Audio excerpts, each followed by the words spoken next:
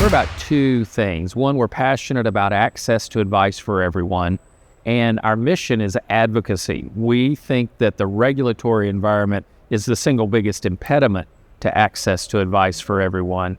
And so we've been working for 21 years to bring the collective voice of the independent financial advice community to policymakers in Washington and the states to try to make the regulatory environment work. Make it work first and foremost for investors, but also to make it work for the financial professionals who are on the front lines delivering advice, and make it work for the firms that are supporting those independent advisors.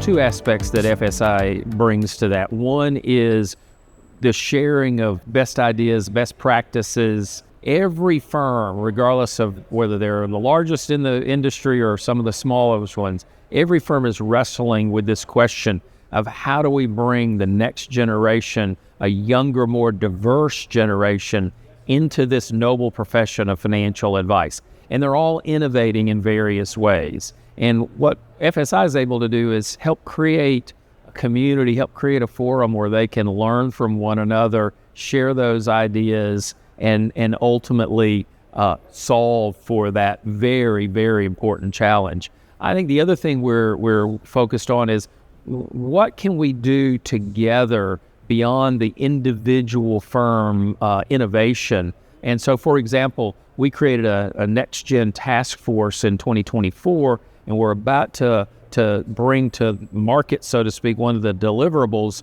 which is financialcareers.org, a website where any student, any young person can come and learn about the financial services industry in general, the financial advice profession in particular, and then there'll be a job board, opportunities for firms and advisors to post opportunities and get connected with next generation candidates for those openings.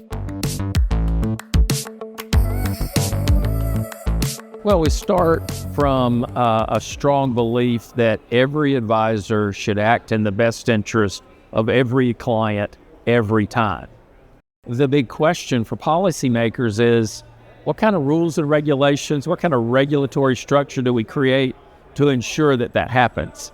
And far too often, what we face is regulators have great intention, or legislators, Capitol Hill has great intention, but they don't really take into consideration, they don't really see and understand the unintended consequences. And so we end up with a lot of regulatory overreach. As we're looking over into 2025 and with a new administration and Republican control of Congress and the White House, and by the way, I say that as an astute political observer, not a partisan, because we've got 21 years of history working with both sides of the aisle because they're all interested in getting it right. But this new environment does create opportunities, and so we think there's an opportunity to modernize some of the rules around how a financial advice is delivered, so that those rules, it's not a deregulatory effort, it's a make regulation work better effort, first and foremost for investors, because we're talking about their money, their life savings, their financial goals and dreams and aspirations. So regulation is a critical component of that trust. But it's also got to work for the financial advisors and for the firms providing that advice. And so that's what we're focused on.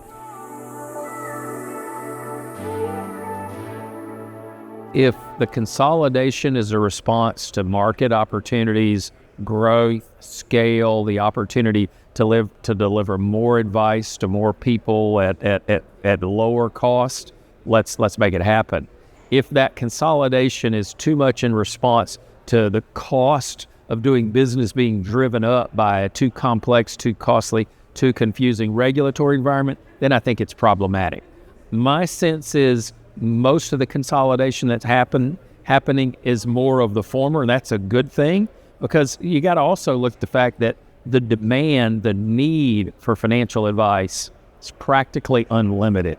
So we don't have advisors at the local level. We don't have firms nationally or regionally fighting over a limited pie.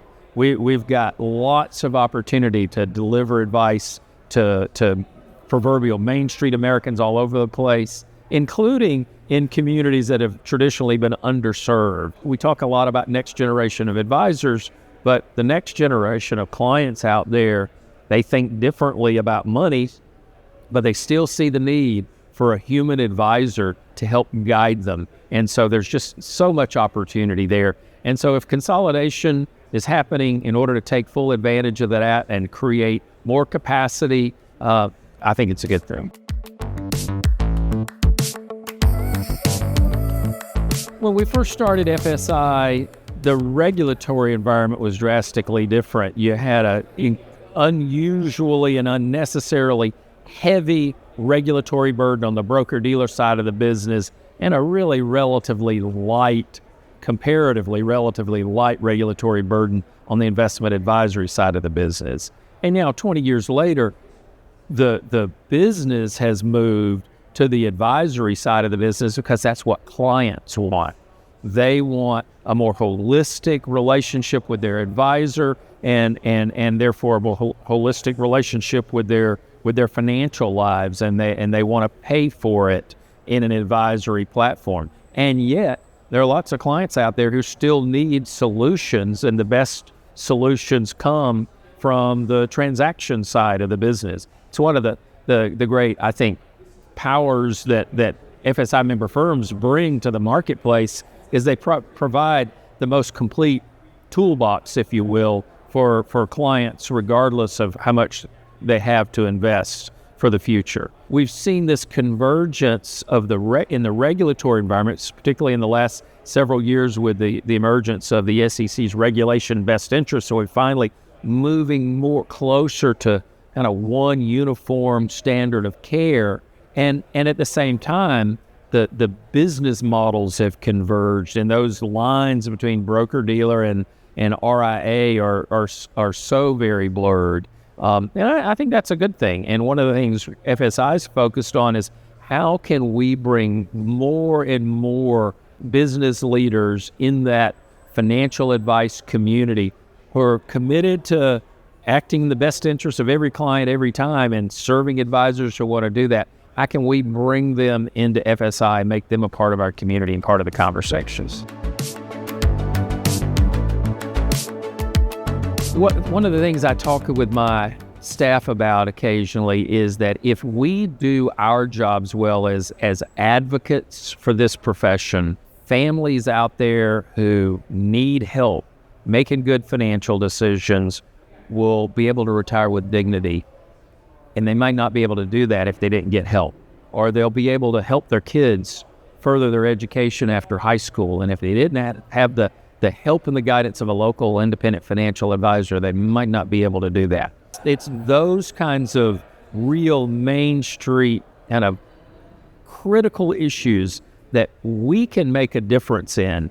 And I think FSI has a tremendous opportunity to help create an environment where investors are first and foremost protected from those few that intend to do them harm, and have access to the tens of thousands of financial advisors out there who wake up every day wanting to help every client achieve their financial goals.